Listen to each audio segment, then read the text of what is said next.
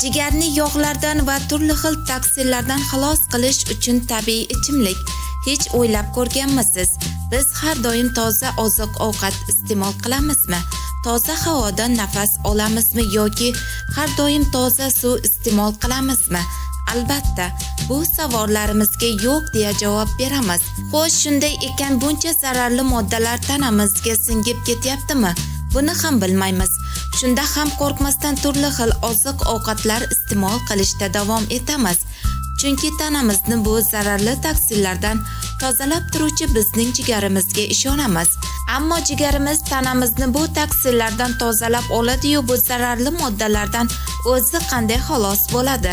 Jigarimiz toza bo'lishi va yaxshi ishlashi esa bizning har doim sog'lom bo'lib yurishimiz bilan uzviy bog'liq bo'lgan bir jarayondir. Sizning sog'lig'ingizda muammolarning kuchayishi kuzatildimi?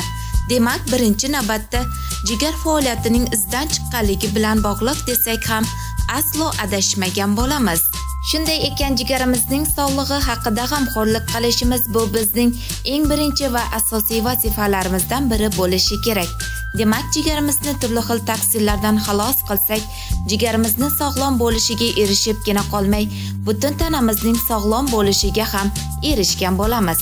Hozirda biz sizga tavsiya qilmoqchi bo'lgan tabiiy ichimligimiz esa jigarni samarali tozalab, jigarimizni xuddi soat kabi bir tekis ishlashiga olib keladi deb bemalol ayta olamiz.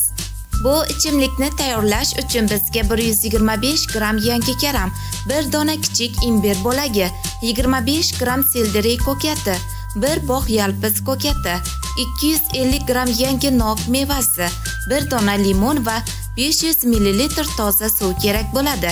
Imbir, karam, sildiriy, nok mevasini yirik to'g'rab blenderga solib maydalanadi. Tayyor bo'lgan quyuq massaga 500 ml toza suv, limon sharbati va to'g'ralgan yalpiz barglarini solib aralashtiramiz. Tayyor bo'lgan tabiiy ichimligimizni har kuni ertalab va kechqurun ovqatlangandan 30 daqiqadan keyin tanovul qilasiz. Qarabsizki, bir haftadan keyin jigaringiz oldingi sog'lom holatiga qaytadi. Ma'lumotlarimiz sizga ma'qul bo'lgan bo'lsa like, ma'qul bo'lmagan bo'lsa dislike tugmalarini bosib qo'yishni unutmang. E'tiboringiz uchun rahmat.